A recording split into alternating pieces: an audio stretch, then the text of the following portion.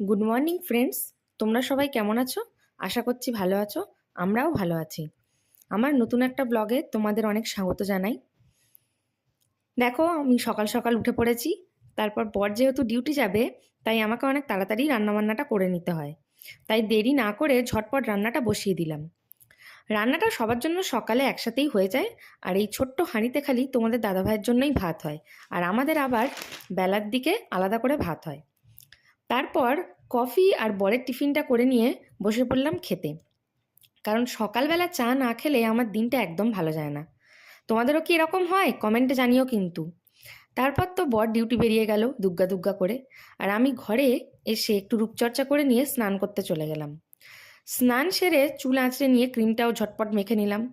আমার ঘরের খাটে একটু ধুলো পড়েছিল, সেটা একটু ঝটপট মুছে নিলাম। তারপর নিচে গিয়ে আমাদের কাজের দিদি যে বাসনগুলো মেজে দিয়ে যায়, সেগুলো এক এক করে গুছিয়ে নিয়ে মুড়ি আর ঝুড়ি ভাজা নিয়ে খেতে বসে গেলাম। আর আজ আমাদের রান্না হয়েছিল কাঁকরোল ভাজা, বাঁধাকপির ঘন্ট আর আলু পাঁপড়ের তরকারি।